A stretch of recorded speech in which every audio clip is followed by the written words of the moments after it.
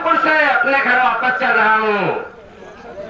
मैं मदनपुर गया, वहाँ मेरे मिल में आग वोग नहीं लगी थी। अपने बेटे को मैं कुलदीप को बहुत ढूंढा, कहीं नहीं मिला।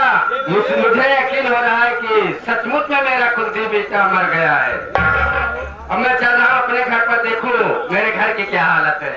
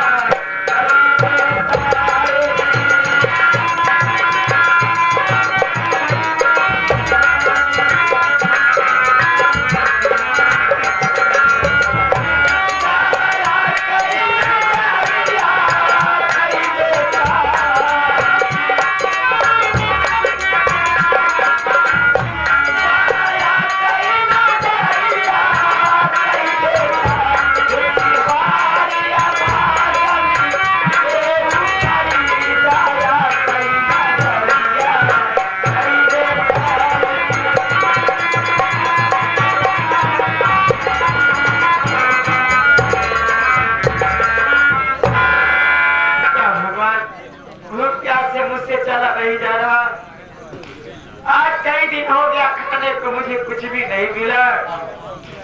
मैं चलते चलते थक गई हूँ भगवान। अरे इस पापी संसार में अपना पेट भरना तो मुश्किल ही था। मेरा बेटा भी भूखा है, मैं अपने बच्चे के लिए दूध कहाँ से लाऊं? मैं चलते चलते थक गई, थोड़ी देर यहीं पर बैठ कर आराम कर लूं। उसके बाद आगे बस्ती दिखाई दे रही है, वहीं पर जाकर भैया बाबू लोगों से, माँ बहनों से अपने बच्चे के लिए दूध की भिक्षा मांगूंगी। तेरा सहारा है भगवान।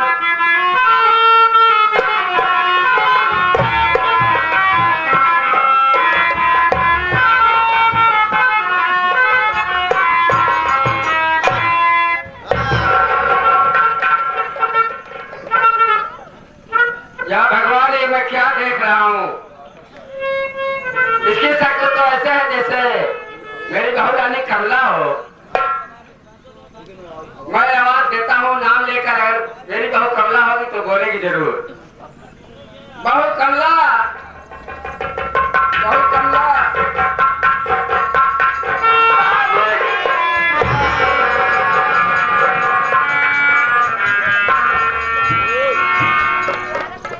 बहू, ये क्या हालत बना रखी हो?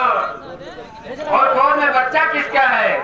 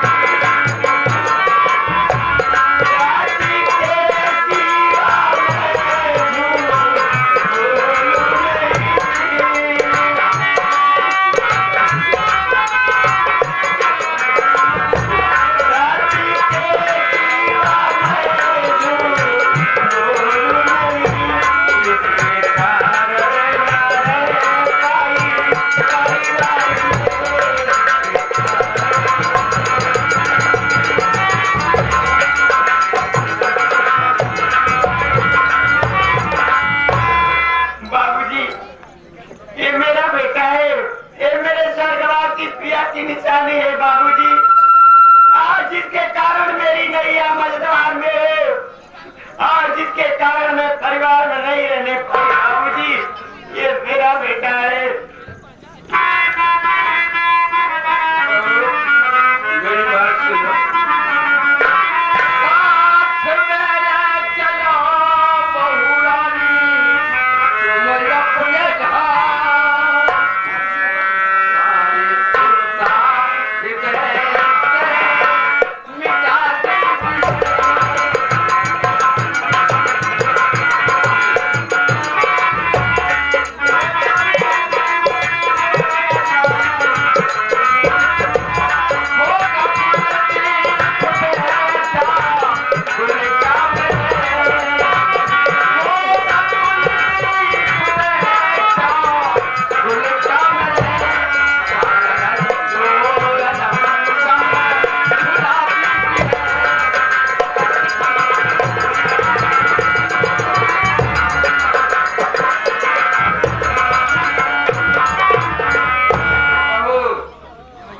बच्चे को लेकर साथ में चलो अपने घर। यहाँ तक पता क्यों ठोकर खा रही हो, चलो लेकर चला जाए। मुझको मजबूरी करिए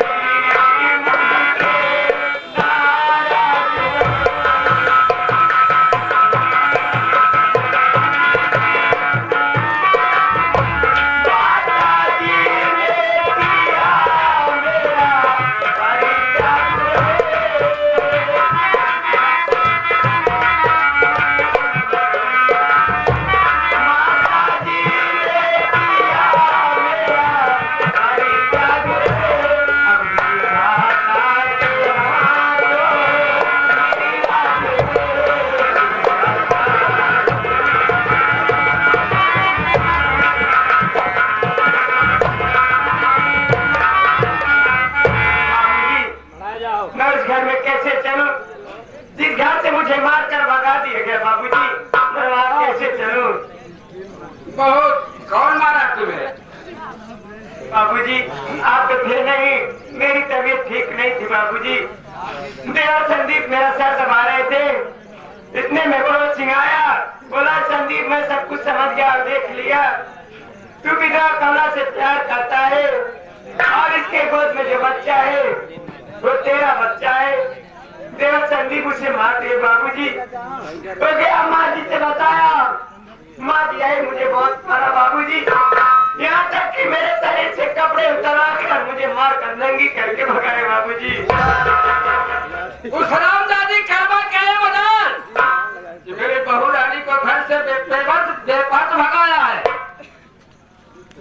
बहू मैं घर का मालिक हूँ, जो कुछ हूँ मैं हूँ, तू चल मेरे साथ।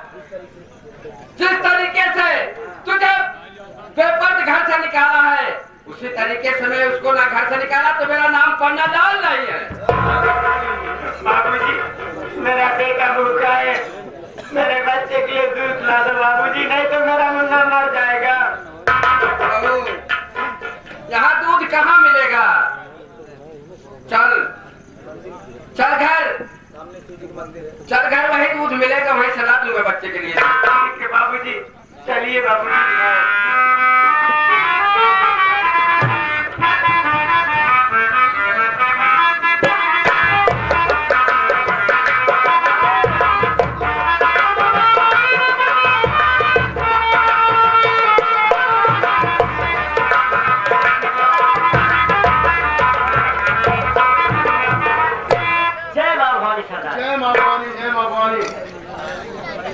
रामू जी सरदार।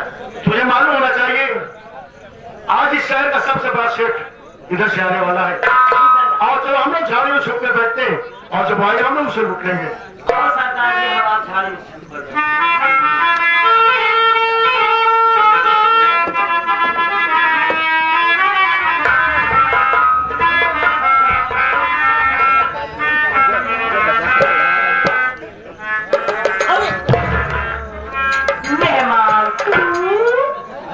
किसे मेहमान कह रहा है? मेहमान है। अच्छा मेहमान तोहफा जौन माने रहे हैं लेकिन पहले पाछे करा दी। मेहमान ये तोहार बड़कुआ सार है तोहार छोटकुआ सार है। अबे क्या पकपका रहा है? किससे बात कर रहा है? मेहमान से।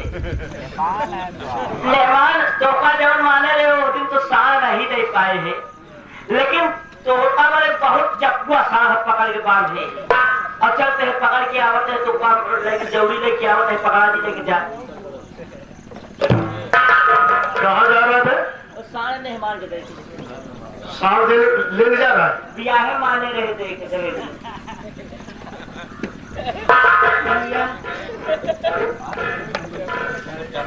सुना?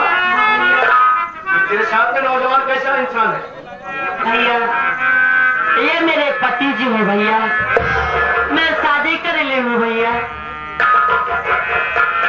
ओ नौजवान, ओ नौजवान, इधर आओ। कौन हो और क्या नाम है? कहाँ रहने वाला है? या परमात्मा बाबूजी पूछ रहे हैं कि अरे नौजवान तेरा नाम क्या है और तू कहाँ का रहने वाला है। लेकिन मैं बाबूजी को देख रहा हूँ तो बाबूजी का चेहरा तो मेरे भैया से मिलता है।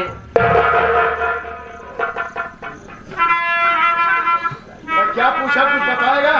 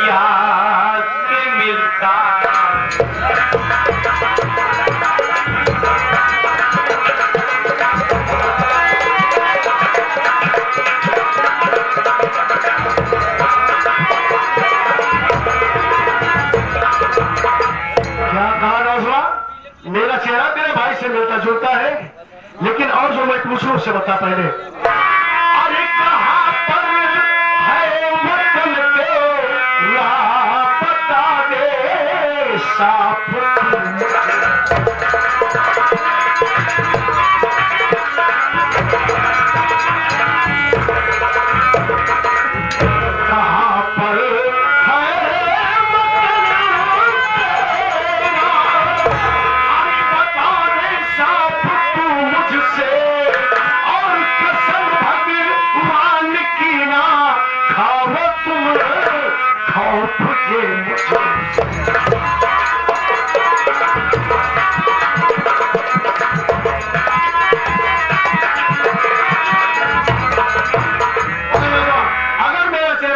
मिलता जुलता है तो ये बता तेरा क्या नाम है और कहाँ का रहने वाला है?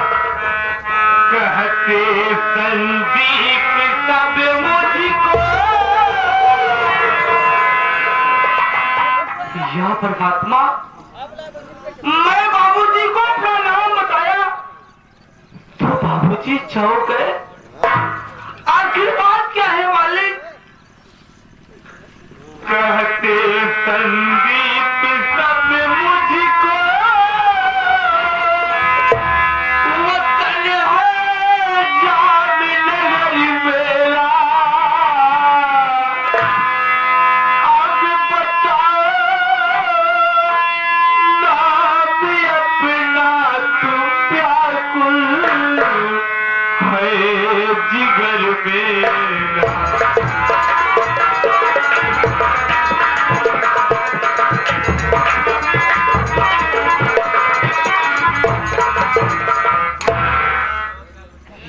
परमात्मा, आपका चेहरा तो मेरे भैया से मिलता है। क्या मेरे मालिक, कि मैं क्या सुन रहा हूँ? ये अपना नाम संदीप बता रहा है और कह रहा है मैं जामनगर का रहने वाला हूँ। संदीप तो मेरे छोटे भाई का नाम था, लेकिन वो मेरा भाई यहाँ क्या करने के लिए आएगा? बाबूजी, मैं आपके सामने हाथ जोड़ रहा हूँ, आप अपना नाम मुझे बता दीजिए बाबूजी। मेरा नाम जानना चाहता हूँ।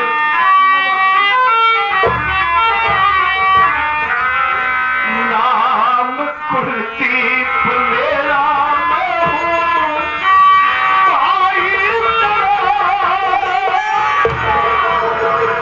और हंस कर गले से ये लग जा बिरन, साथ सुषमा का कैसे तुम्हारा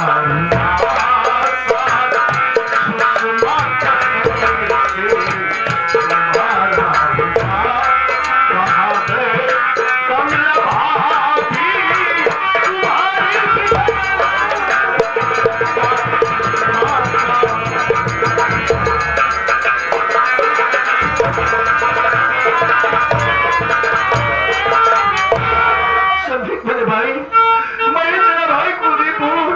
एक बार तेरे भाई के गले से लग जाऊंगा। हाय भाग्यवान का क्या सुनी रहा,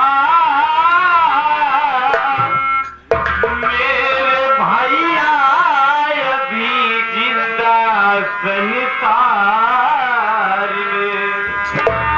भंवर सिंह ने बताया था मृतक ताई ने।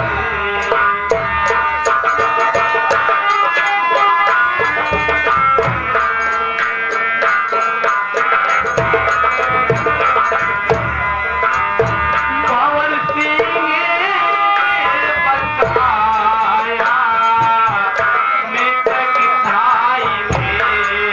ताई पे चली है पूरे परिवार में।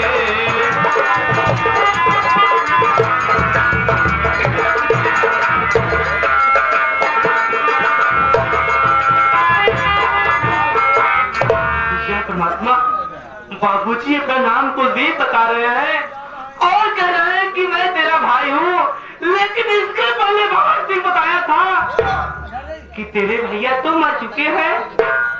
जब मेरे भैया मर चुके हैं तो आप एक डाकू, आप मेरे भैया नहीं हो सकते। अरे मालिक, मैं अपने भाई से बता रहा हूँ कि मैं तेरा बड़ा भाई कुलदीप हूँ। तो बता रहा है कि इसके पहले भंवर सिंह मुझे मृतक घोषित किया था कि मैं मर गया हूँ। इसलिए मेरा भाई कह रहा है कि आप मेरे भाई नहीं बल्कि आप एक डाकू है। नहीं मुन्ना, मैं मरा नहीं हूँ, मैं सचमुच जिंदा हूँ। और तू कह रहा है कि मुझे मृतक घोषित किया था भंवर सिंह ने, लेकिन नहीं मुन्ना, जानता है वो हरामजादा उस दिन मदनपुर अपने साथ नहीं निभा गया, बल्कि जानता है रास्ते में मेरे साथ क्या किया।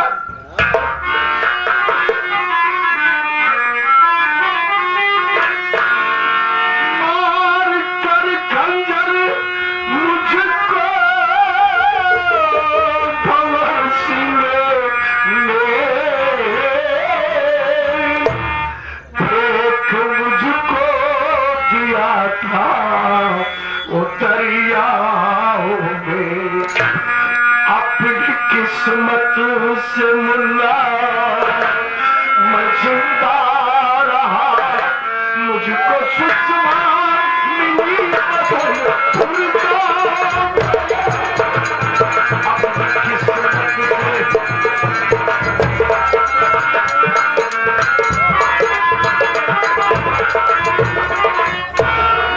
संदीप, वो हरामजादा जब अपने साथ लिवा गया तो मुझे मददपुर नहीं लिवा गया, बल्कि रास्ते में गंगा नदी पड़ती थी, ले जाकर के वहीं पर गाड़ी को रोक दिया और कहने लगा कि कुलदीप बाबू देखो माँ गंगे की लहरें कैसे उठ रही है। मैंने उससे कहा कि मदनपुर कागज मिल की आग बुझाने चल रहा है, तो मुझे गंगा की लहर दिखा रहा है। मुझे गंगा की लहर नहीं देखना है, बल्कि मदनपुर कागज मिल की आग बुझाने चल रहा है।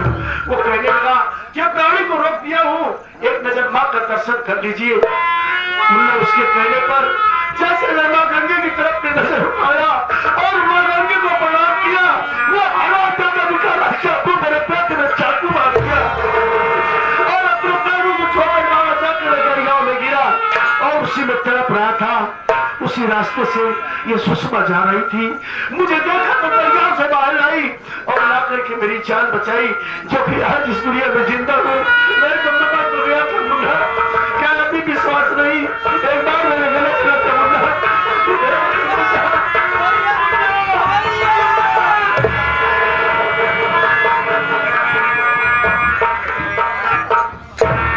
लेकिन संदीप मेरे भाई, घर छोड़ करके इस तरह से फटे पुराने लिबास में यहाँ कहाँ कर रहा है? और तेरी भाभी माँ कहाँ है? वो नहीं दिखाई दे रही है। ये परमात्मा, अरे भैया भाभी माँ को पूछ रहे हैं, अरे मैं क्या जवाब दूं कि मेरी भाभी माँ कहाँ है, कितने हाल में? कहाँ है तेरी भाभी माँ? भैया जब आपको भंवर सिंह लिवाकर मदनपुर गया, वहां से आया तो बताने लगा कि मैं कार चला रहा था, कुलदीप भैया बैठे थे, अचानक कार और ट्रक से एक्सीडेंट हो गया और कार दरिया में चली गई और तेरे भैया उसी दरिया में डूबकर मर गए। जब खबर घर के बताया तो अपने पूरे परिवार पे शोक छा गया। अरे भाभी माँ का तो रोते रोते बुरा हाल हो गया। एक दिन की बात है, भाभी माँ की तबीयत नहीं ठीक थी, बुखार हो रहा था। मैं भाभी माँ का सर दबा रहा था, उसी वक्त भंवर सिंह पहुंचा और कहने लगा, बस संदीप, अरे मुझे सब कुछ मालूम हो गया। कहने के लिए तुम दोनों देवर भाभी हो, लेकिन सच्चाई ये है कि तू विधवा कमला से प्यार करता है। भैया मुझे गुस्सा आ गया और मैं भंवर सिंह को 2-4 हाथ मार दिया। इतना ही नहीं भैया, जब आप मदनपुर गए थे उस वक्त भाभी माँ के पेट में आपका बच्चा खुला था। हाँ भैया, हो रात गोर मेरे ऊपर झूठा इल्जाम लगाकर बाकी सब बातें माँ से बता दिया और माँ जी मेरी भाभी कमला को मार मार के घर से भगाती। भैया जब मैं कॉलेज आया तो भाभी भाभी चिल्लाने लगा, भाभी कमला घर पे नहीं दिखी। तभी माँ जी आ गई और मेरे ऊपर वही झूठा इल्जाम लगाकर माँ ने मुझे बहुत बेरहमी से मारा, मार मार के मेरे बदल में कपड़े उतार कर मुझे भी घर से भगाती। भैया घर से निकलने के बाद मैं भीख मांग में गुजारा कर रहा हूँ।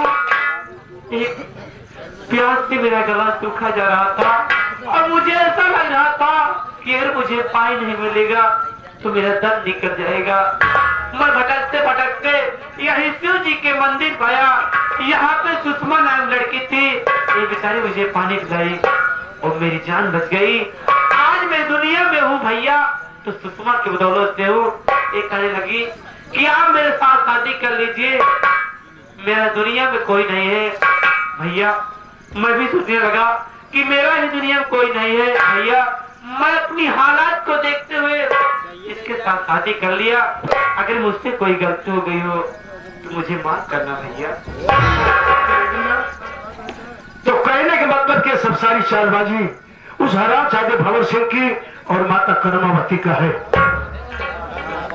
सुषमा, अरे ओ सुषमा,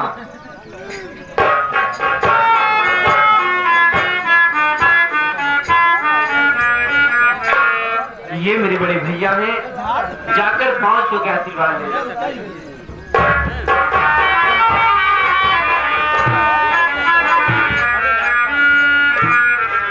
सदा सुहागन रहो। सुषमा, उस दिन तू मुझे दरिया से निकाल करके बाहर लाई थी, मेरी जान बचाई थी, और मैं तुझे अपने धर्म की बहन माना था, तो मेरे हाथों में राखी बांधी थी। लेकिन आज मुझे मालूम हुआ कि मेरे भाई से तेरी शादी हो गई, इसलिए आज से तू मेरी भैयाऊ हो गई। उस दिन जो राखी बांधी थी, ये राखी मैं तुझे वापस दे रहा हूँ, इसे अपने पास रख।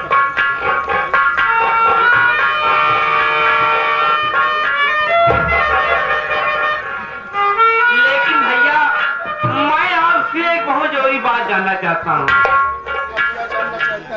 सुनिए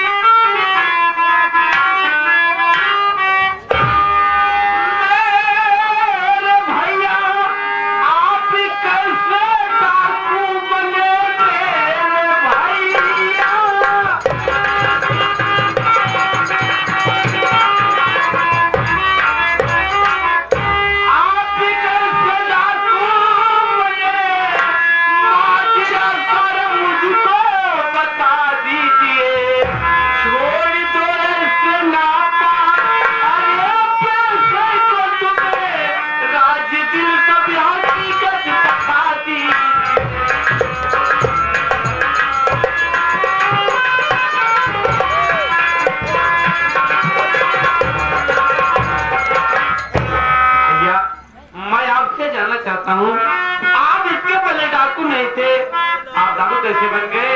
और आपसे मेरी विनती है भैया, ये नापाक पैसे को छोड़कर एक साधारण इंसान बन जाओ भैया। क्या कहा कि भैया आप इसके पहले डाकू नहीं थे, आप डाकू क्यों बन गए और ये नापाक पैसे को छोड़ करके साधारण इंसान बन जाओ? नहीं मुन्ना, जानता है आज ये तेरा भाई किसके लिए डाकू बना है, तो मैं बतला रहा हूँ।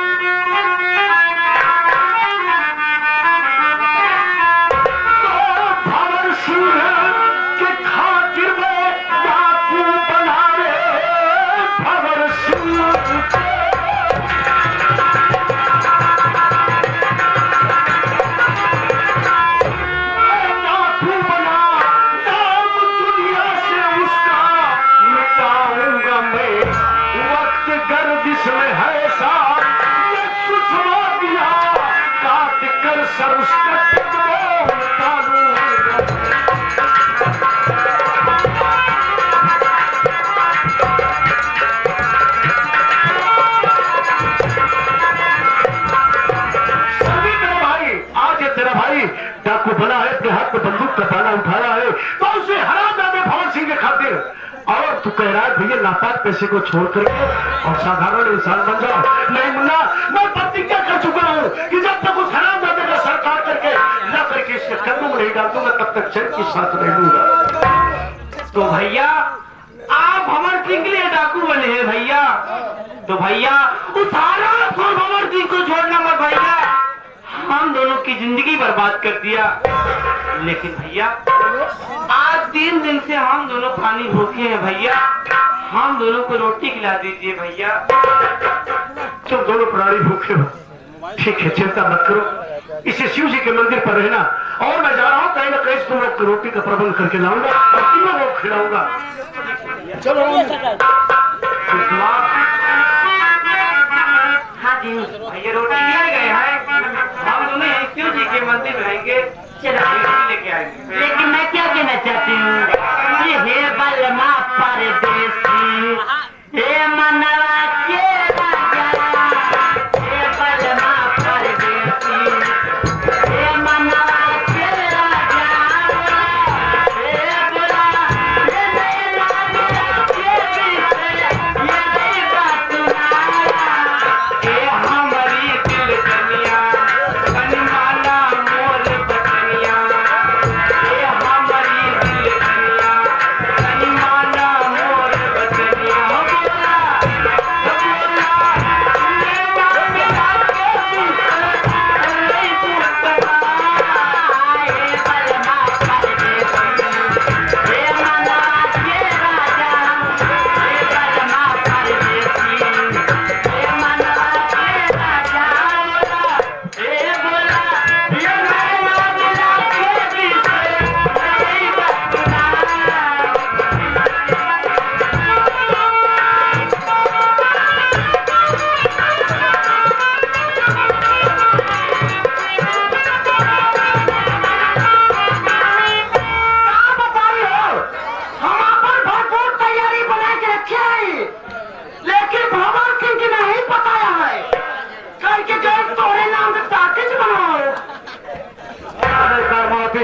अकेले क्या बड़बड़ा चल जा रही हो? बोले बात क्या है? अरे हम ये सोचते हैं कि हमारे नाम से टाकी बन गया हो ताकि इंसान जाना चाहते हो? सुनो बता रहा हूं।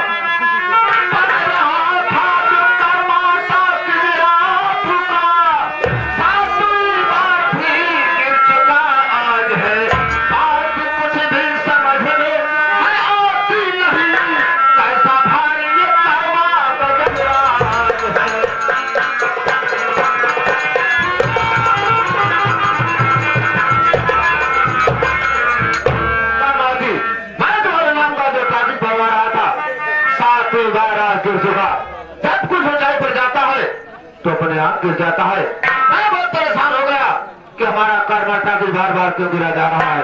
मैं परेशान होकर के पहुंचा पंडित बाबा बलदेव महाराज के पास और उनसे पूछा कि पंडित जी बताइए हमारा कर्मा टाकिज बार बार क्यों गिरा जा रहा है। तो पंडित जी ने बताया कि उसने एक बच्चे का बलिदान हो जाए तो कर्मा टाकिज कभी नहीं गिरेगी। वही मैं बच्चे की तलाश में निकला, ढूंढते ढूंढते बहुत दूर निकल आया, कोई बच्चा नजर नहीं आया। जामनगर के करीब पहुंचा तो सोचा कि अपनी कर्मावती से क्यों नहीं मिलता चलूं। हमारी कर्मावती अपनी तैयारी बनाई है कि वो ऐसे ही बैठी है। तैयारी बंद करता तैयारी बना के रखे है। वहां से कर्मा अपनी बात पर बात खड़ी उतरी।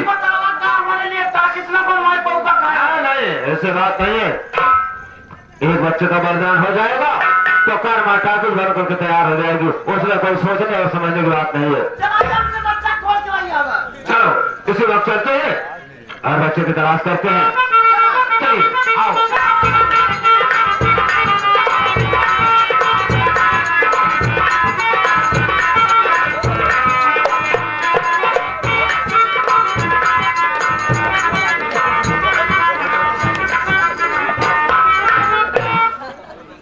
बाबूजी, बाबूजी, आप क्या देख रहे हैं बाबूजी?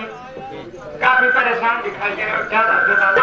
गाँव में देख रहा हूँ, अपने घर तक पहुँचा, घर पहुँच गया, देख रहा हूँ कि मेरी तिजोरी खाली पड़ी है, सारा गहना गायब है, सारा सोना गायब है, चांदी गायब है, रुपया पैसा गायब है। यही नहीं समझ में आ रहा है कि तिजोरी खाली करने वाला कौन है। बाबूजी, ना तो कर्मा दिखाई दे रही है, ना तो भंवर सिंह दिखाई दे रहा है, पता नहीं कहाँ चले गए सब। बाबूजी, अब मेरे बच्चे के लिए दूध कहाँ से लाओगे बाबूजी? अरे मेरी मांग तो पहले ही सुनी हो गई बाबूजी। अगर भूख से तरफ कर मेरा बेटा मर गया तो मेरी गोद उजड़ जाएगी बाबूजी। मेरे जीने का मकसद खत्म हो जाएगा। मेरे बच्चे के लिए दूध